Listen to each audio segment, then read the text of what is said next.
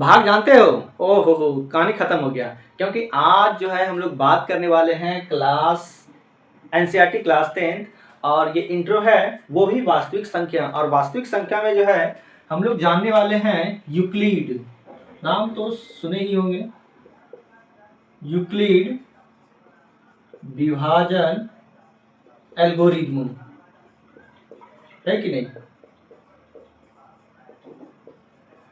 भाग तो जानते हो, और यहाँ तक पहुँचने के बाद यदि भाग नहीं जानते हो तो भाई साहब तुम्हारा बहुत कुछ होने वाला है।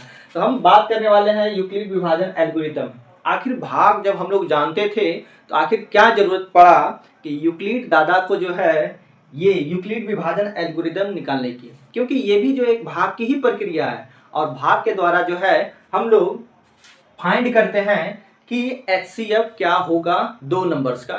तो इसकी जरूरत जो है सबसे ज्यादा पड़ा कहाँ कि बड़े बड़े नंबर्स, जब बड़े बड़े नंबर्स का जो है एचसीएफ फाइंड करने के लिए दे दिया जाए तब वहां पर जो है हम लोग यूक्लिड विभाजन एल्गोरिथम या फिर जो है लेमा जिसको कहा जाता है, लेमा विधि, ठीक है, परीक्षा में कई बार प्रश्न भी पूछे जाते हैं।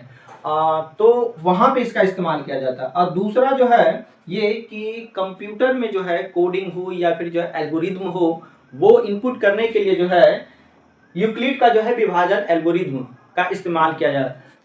भाग जानते हैं तो भाग में ये भी पढ़े हम लोग कि एक फॉर्मूला होता है, भाज्य बराबर भाजक गुना भागफल और जोड़ होता है शेषफल। कोई भी भाग हो, कैसा भी भाग हो, ये वाला जो मतलब कहिए कि नियम जो है ये कभी चेंज नहीं होता किसी भी भाग के लिए। ये एक तरह का फॉर्मूला है, इसको आप याद कर लीजिएगा, ठीक है ना, जिसको हम लोग बोलते हैं क्या, डिविडेंड। डिविडेंड बराबर होता है डिविजर या डिवाइजर गुना कोशिएंट या कोटिएंट, जो पढ़िए, अब प्लस होता है रिमाइंडर, ठीक है।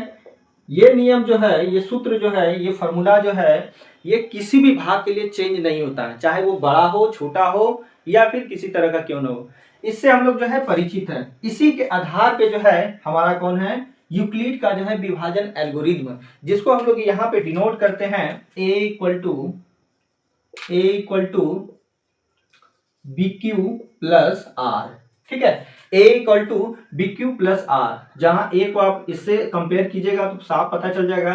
ए जो है भाज्य है, बी क्या है, भाजक है, क्यू क्या है, भागफल है, और आर जो है शेषफल। अब यहाँ पे एक शर्त जो है रहता है कि आर का क्या कंडीशन होगा, आर क्या है हमारा, शेषफल। तो शेषफल क्या होगा, अगर भाग आप देते हैं, जैसे कि मान लीजिए 4 से जो है 9 में भाग करते हैं तो 4 दूनी 8, एक बच गया। और दूसरा फिर अगर लेते हैं कि 4 से जो है 12 में भाग करते हैं तो क्या होगा, तो 4 तिया 12 यहाँ पे।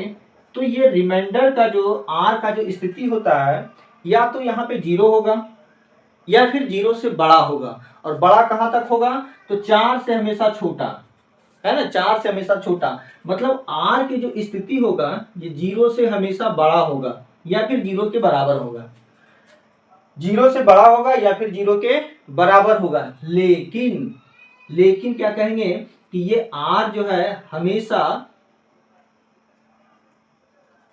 किससे, हमारा ये जो आप देख रहे हैं किसको, भाजक को, भाजक से हमेशा, यानी कि भाजक बोले तो कौन हो गया, हमारा बी से हमेशा क्या होगा, ये छोटा होगा, बी से हमेशा क्या होगा, छोटा होगा। तो ये शर्त आपको हमेशा याद रखना, क्योंकि ऑब्जेक्टिव में भी पूछा जाता है कि यूक्लिड विभाजन एल्गोरिथम में ए बराबर बी क्यू प्लस आर जो होता है तो उसमें आर की स्थिति क्या होनी चाहिए, कई सारे ऑप्शन दे देंगे इसको बदल के। तो ये आपको याद होनी चाहिए कि आर का मान जो है 0 के बराबर या 0 से बड़ा होगा, लेकिन बी से जो है हमेशा क्या होगा, छोटा होगा।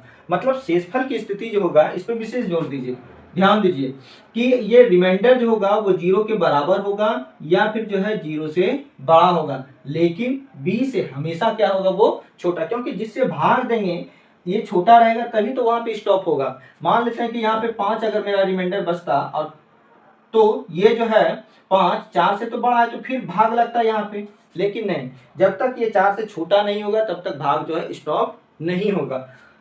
इसलिए यहाँ पे कहा गया कि ये r जो है b से हमेशा क्या होगा, छोटा। अब जो है एक उदाहरण लेके समझते हैं कि किस तरह से इस फॉर्मूले का यूज करके जो है एचसीएफ फाइंड करते हैं, या फिर जो है यूक्लिड विभाजन एल्गोरिथम के द्वारा जो है एचसीएफ फाइंड करते हैं। ठीक है, अब यहाँ पे जो है एक क्वेश्चन हम लिए हैं, उदाहरण के तौर पे लिए हैं। ठीक है, यूक्लिड एल्गोरिथम का प्रयोग करके जो है 420 और 130 का जो है एचसीएफ फाइंड करना। एचसीएफ समझते हैं हाईएस्ट, ये सब तो पता होने, हाईएस्ट कॉमन फैक्टर है ना, एचसीएफ का फुल फॉर्म होता है।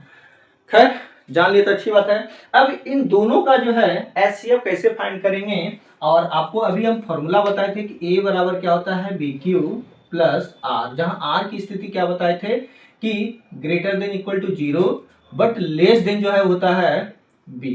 ठीक है, ये होती है आर की स्थिति। अब यहां पर जो है अगर इसका सॉल्यूशन हम करते हैं, पहले समझते चलते हैं। ठीक है, अगर आप एक अच्छा बच्चा है तो वैसी स्थिति में आप समझने पे जोर दीजिए, क्योंकि एक प्रश्न अगर आप समझते हैं तो इससे 10 प्रश्नों को जो है हल कर सकते हैं। अगर नहीं समझते हैं तो 10 प्रश्न बनाना भी जो है बेकार हो जाएगा। तो वैसी स्थिति में देखिए यहाँ पे हमें नंबर जो दे रखा है 420 और 130, इन दोनों में देखिए समझते चलना है कि बड़ा कौन है, तो 420 है, उसको पहले लिख दीजिए 420। ठीक है, इक्वल टू, अब जो छोटा नंबर है उससे हम भाग करेंगे, क्योंकि आपको बताएं कि एल्गोरिथम जो है ये भाग पे ही आधारित है। तो 130 से जो है भाग करेंगे। अब सोचिए कि अगर 130 से अगर हम भाग करेंगे 420 में तो कितने बार में खाएगा, तो स्वाभाविक है 33 40 यानी कि 3 बार में खाएगा, 390 आया। तो बाकी कितना बचा, 420 में 390 यानी कि शेषफल बच गया हमारा कितना, 30। ठीक है, 30 बचा। अब इसके बाद क्या करना है, देखिए क्या किया यहाँ पे, फिर से समझो कि जो छोटा नंबर था उससे हम भाग किए बड़े वाले में।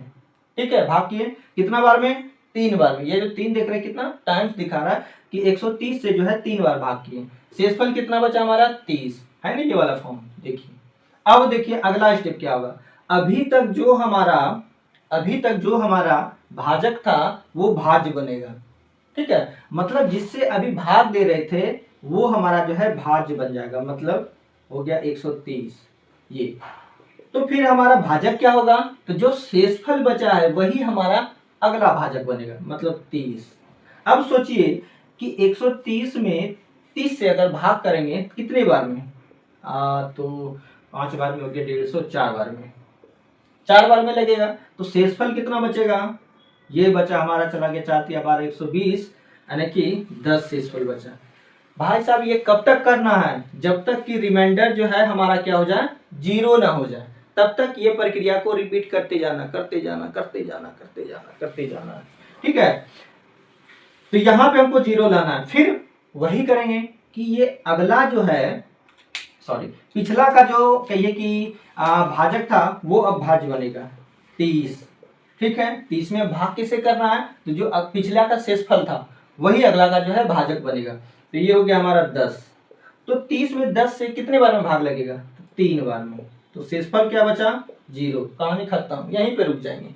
जैसे ही शेषफल में जो है 0 आएगा वहीं पे जो है बनाने की प्रक्रिया को जो है बंद कर देंगे। ठीक है, यहाँ पे रुक गया।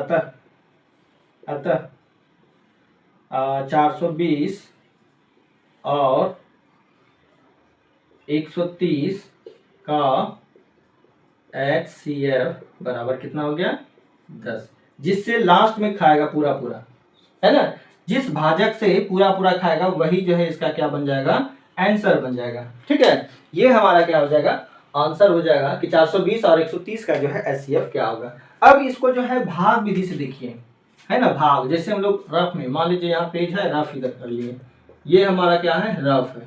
ठीक है, तो रफ में क्या करना है, 130 से जो है भाग करेंगे, 130 से भाग करेंगे किसमें, 420 में। कितना बार में, ये 33 39 यानी कि 390। शेषफल कितना बचा, तो यहाँ बच गया 30। 30 से भाग करेंगे किसमें, इसी तरह से HCF निकालते हैं ना, ये हो गया 4 बार में 120। शेषफल कितना बचा, शेषफल बच गया 10। देख रहे हैं, जो इसका शेषफल बचा वही अगला स्टेप के लिए जो है ये भाजक का काम करेगा। अब किसमें भाग करेंगे, 30 में, क्योंकि जैसे जैसे बढ़ते जाएंगे पिछला का जो है भाज्य है ना। अगला का जो है क्या बन जाएगा, भाजक बन गया। तो यहाँ से 10 दिया 30, 3 वजन किससे पूरा पूरा कटा, 10 से कटा, इसीलिए इसका जो है इन दोनों संख्याओं का एचसीएफ क्या हो गया हमारा, 10 हो गया। एचसीएफ क्या हो गया हमारा, 10 हो गया। अब इसी चीज को यहाँ समझिए क्या है कि 420 इक्वल टू, देखिए 3 बार में भाग किए, है ना, तो शेषफल कितना बचा, 30 बचा। फिर अगला देखिए हमारा भाज्य कौन हो गया, 130, हमारा भाज्य कौन हो गया 130, भाग किसे कर रहे हैं 30 से, शेषफल कितना बचा, यहाँ देखिए 10 बचा। ठीक, फिर आगे बढ़े तो अगला स्टेप में क्या हो गया 30, यहाँ देखिए 30 हमारा क्या हो गया, भाज्य हो गया, भाजक कौन कौन हो गया 10 हो गया, तो शेषफल कितना बचा हमारा 0 बचा, और लास्ट में जिससे कटा वही हमारा पूरा पूरा क्या हो गया, आंसर हो गया। तो इस तरह से जो है हम इस फॉर्मूले का उपयोग या फिर एल्गोरिथम का उपयोग करके जो है चैप्टर में जो है सॉल्व करेंगे। मिलते हैं